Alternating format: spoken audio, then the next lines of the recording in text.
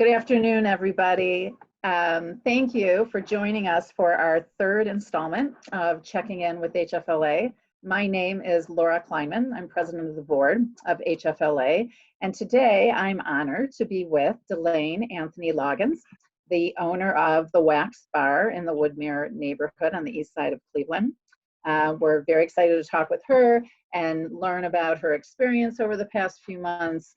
She is a recipient of one of our COVID emergency business loans, and so she'll be sharing a lot about her and her experience as a business owner. But I'd be remiss if I did not start by acknowledging the fact that the past few months have been pretty challenging. They've been challenging for me. DeLane, I'm going to assume that they've been even more challenging for you as a Black woman. And first we have COVID, the disease, the illness, which is disproportionately impacting African Americans. We have the economy beginning to turn, similarly disproportionately affecting African Americans. I think I read in an article last week that there was a 41% decline in African American owned businesses between February and April. And then we have George Floyd and the protests and some of the riots. And so it's been very challenging. And I want to acknowledge that. I hope you're okay, you and your family, and we'll get to that in a little bit.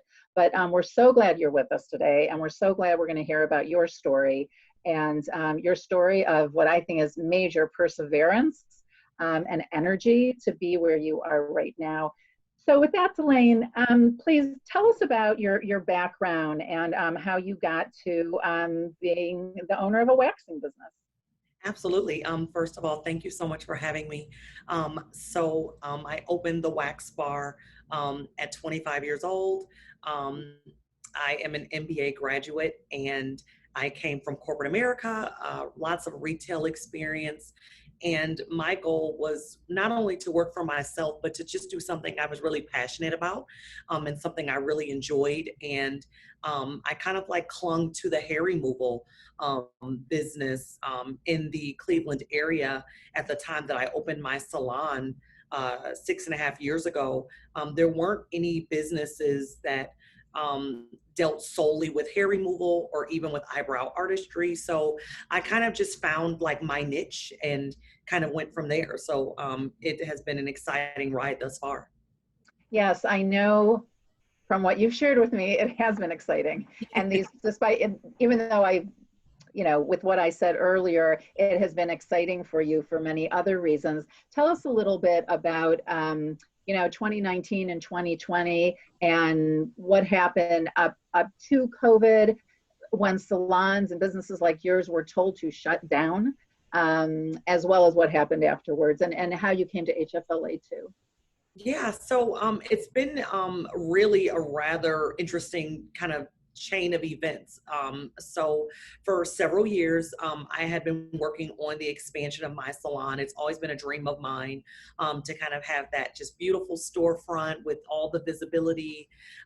And so I have been working for several years with my broker, and we were just trying to find the perfect location. After 4 years, we finally found the right location.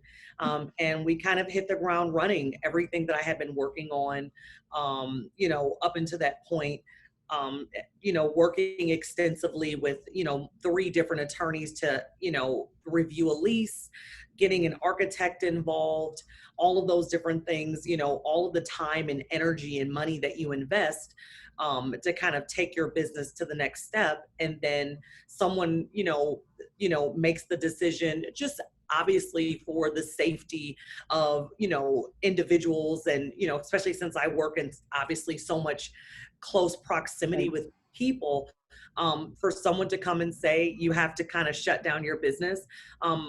I follow so many different small business owners that are in the beauty industry on social media, and we were all just kind of reeling. It's very hard to, this is your livelihood. This is how you feed your family. This is, your blood, sweat, and tears. And someone just tells you that you have to kind of close up shop. So I had to make the decision, which is an incredibly hard decision, to either move forward or to not move forward at all. And ultimately got some really incredible advice from some people I'll be completely always grateful to. And they just basically said, you have to keep going. And that's the spirit of, the entrepreneur of, and it, especially of a small business owner. We're problem solvers. And when we hit those hurdles and we, find those places where we're stuck, it's kind of just like, it's our nature to just push forward and push through. And my new landlord, she sent me information for HFLA. It was totally out of the blue and totally unexpected. So And she wasn't your landlord at the time, no, was she she? was not. No, she was not. I had not decided at the time to move forward. At the time, I was still pretty kind of jilted. And I decided to move forward with at least kind of seeing what would happen with HFLA. And it all worked out. And I was able to use the funds to, if nothing else, put myself in a position at a time where I don't have any income at all to get me, you know, a couple of steps ahead with things like PPE and supplies once the business finally reopened. So it was just, it literally couldn't have been more perfect timing. And then ultimately I made the decision to move forward because that's all that you can do. So the new salon is under construction. I'm so glad to say. Good, good. We're happy for you. Share with our audience those words of advice that you got from one of those individuals that works with you, because I remember it pretty well, and I think it was pretty significant. Yeah. So what this person basically said was, he said, I'm not in a position to really take risk, but I know that if I were in your position, I probably would not move forward. But I think that when all of this comes to, you're in the beauty industry, you're in an industry where people will come flocking in great numbers, and you have to either make the decision to either sit still and do nothing, and then you'll be behind trying to kind of fight your way forward, or you can just start with what you have, start where you are. You've kind of have the foundation already. Just go ahead and keep pushing forward, and that way when everything does come to, you're literally right where you need to be. And it hit me like a ton of bricks, and it couldn't have been more true. And sure enough, after I signed my lease to move forward in my new location, the governor announced we were going back to work, and that was 2 weeks later. So if I had not moved forward, I would have just kind of been like completely caught off guard. And although, yes, I was caught off guard to go back because I thought it would be a while, the business wasn't in a place where I was trying to kind of work now backwards. I was like totally, already moving forward. So it was incredible. Right, right. Good, good. It's we've spoken with other business owners, and you often hear that story about being presented with an opportunity or even seeking opportunities out during this time, and it makes sense. I mean, it Yeah, can really make sense for you to be able to both seize them and look for them during these times, to your point, to be ahead of the pack, or at least absolutely. when things go back to normal. So tell us about what this experience has been like as a business owner, the things that you have learned in going through this experience, really. Yeah, so I think a couple of lessons I've learned throughout this time. The first lesson as a small business owner is just the ability to pivot. You have to, it's such a fluid situation. And now more than ever, it has taught me that you kind of have to always be ready, and to be put in a position where I'm not alone. There are so many people in the beauty industry that were literally just kind of left with nothing. I had to make the decision that I will never put myself in that position again. And it was important for me, all of those projects that I had been working on for so long, that I had kind of put to the side because it was like, oh, I don't have the time, I'm always in my business every day. And the first few years in business, I worked 7 days a week, and I've always physically been at work. That now I've kind of made the decision and have realized that I have to make make my business successful outside of me physically being there.